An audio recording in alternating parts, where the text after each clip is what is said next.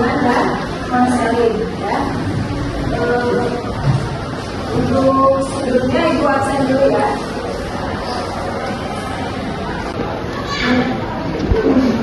Muhammad Lukman Firmansyah, Muhammad Yusuf Hidayat Sakit.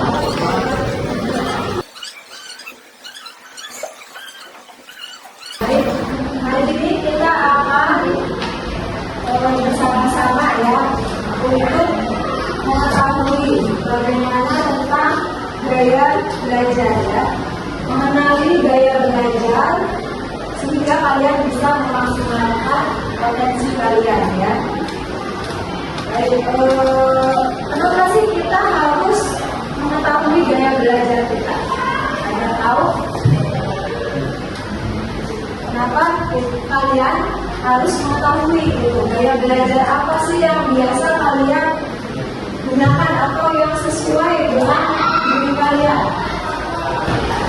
Gaya belajar itu dapat mempengaruhi kita untuk memaksimalkan potensi yang ada dalam diri kita. Ya. Baik, di sini Ibu sudah share ya link tes gaya belajar di grup kelas. Coba silakan dicek dulu. Silahkan dibuka linknya.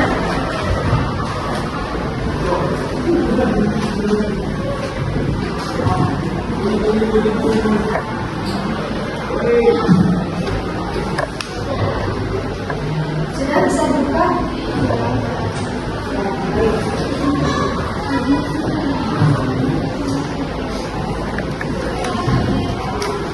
Silahkan kalian jawab pertanyaan-pertanyaan yang ada di situ ya, sesuai dengan keadaan diri kalian.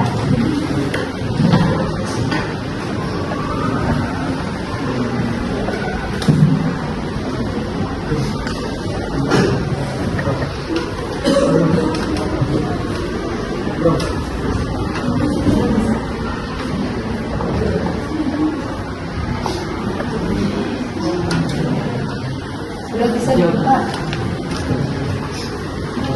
Iya, dijawab.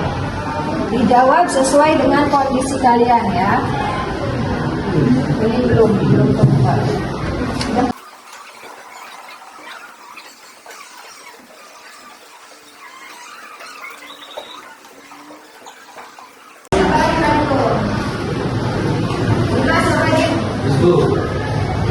Ya nanti kita dulu ya tapi mas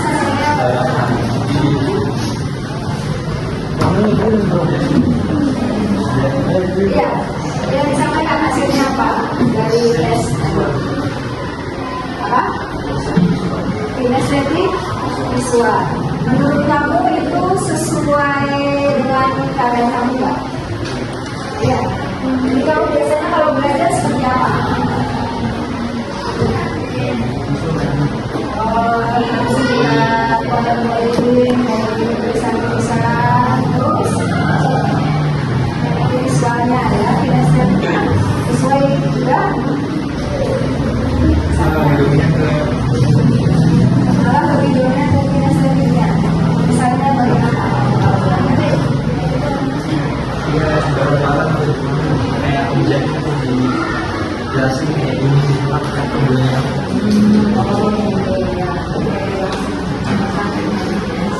Terima kasih ya.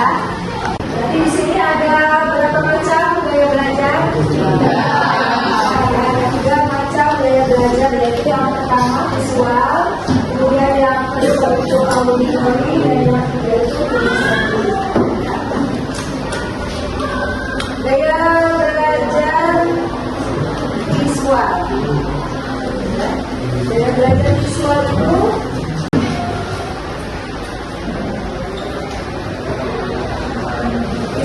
berarti ciri-cirinya suka melihat ya, gambar, kemudian video, kemudian rekam, lebih mudah mengingat wajah daripada nama, suka mencatat dan membuat poin-poin penting tapi dalam tampilan dan lingkungan. Ya, itu yang visual. Jadi visual itu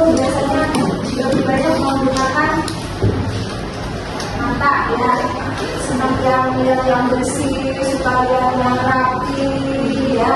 Kemudian kalau belajarnya biasanya catatannya lengkap, biasanya ada yang misalnya dari kalau yang penting ditulisnya pakai warna kesukaannya, misalnya warnanya biru, ya. Itu visual, ya. Strategi belajarnya ya, gunakan spidol warna-warni untuk membuat catatan, kemudian bisa dengan cara menonton video edukasi atau kasih visual, ya. Karena banyak ya apa namanya di YouTube yang menayangkan tentang materi-materi pelajaran, ya. Jadi yang visual bisa menggunakan itu, ya, supaya dia belajarnya bisa lebih meningkat lagi. Paham? Selanjutnya, yang kedua yaitu auditori atau dengan menggunakan pendengaran, ya. Ciri-cirinya seperti apa yang auditori itu? Yang pertama, lebih mudah mengingat nama daripada wajah, ya. Jadi mudah mengingat misalnya Dewi, ini seperti itu, ya. Mereka juga mengingat wajah. Kemudian selanjutnya senang mendengar ceramah dan diskusi. Kalau misalnya yang gurunya yang menyampaikan materinya dengan ceramah, biasanya yang auditorinya akan lebih suka, ya, akan lebih suka, karena dia akan lebih mudah untuk menangkap atau memahami, ya, pelajaran atau materi yang disampaikan oleh guru tersebut. Sering mengulang informasi dengan keras, kemudian suka membaca dengan suara keras. Biasanya kalau misalnya belajar di rumah tuh lagi mengulang pelajaran, dia baca bukunya suaranya akan keluar, ya. Kan ada yang bacanya di dalam hati dan ada juga yang bacanya keluar suaranya. Nah, yang auditori ini biasanya suaranya akan keluar, jadi dia baca materi pelajaran, belajar dimanapun itu, ya suaranya ada, ya, suaranya keluar, bisa didengarkan. Yang ketiga, saya belajar inisiatif. Ciri-cirinya suka menyentuh langsung, ya. Jadi kalau saya yang mempelajari tentang saya matematika, ya, tentang apa namanya bangun, ya, bangun misalnya segi 4, ya, harus misalnya langsung, gitu, ya. Oh, ini yang namanya segi 4, atau ini misalnya tentang oval, ya, oh ini oval, gitu, ya, harus langsung dengan bendanya. Itu namanya kinestetik, ya. Sulit duduk diam, jadi lebih sering bergerak, gitu, ya. Anaknya suka bergerak, belajar praktek langsung, kemudian suka berolahraga atau menari.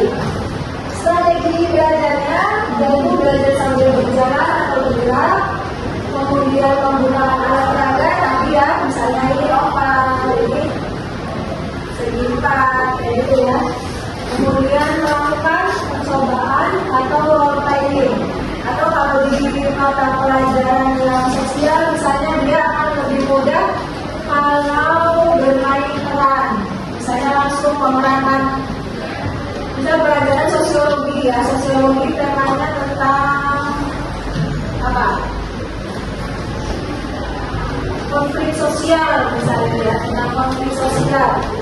Dia akan lebih mudah memahami tentang materi konflik sosial tersebut kalau dia diberikan kesempatan oleh gurunya bermain peran.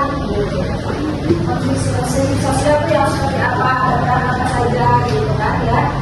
Nanti dari situ dia akan baru memahaminya. Sampai sini ada yang mau ditanyakan dulu? Nanti kalian akan diberikan tugas, ya, untuk menjalani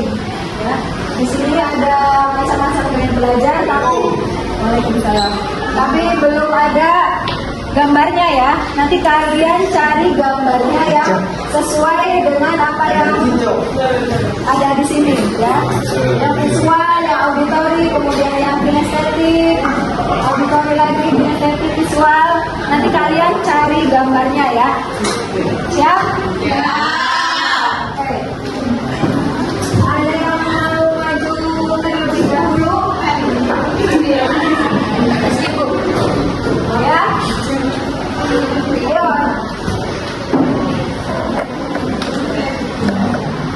Ayo, maju aja Mas. Maju aja, ayo. Sesuai dengan yang tadi materi yang sudah disampaikan.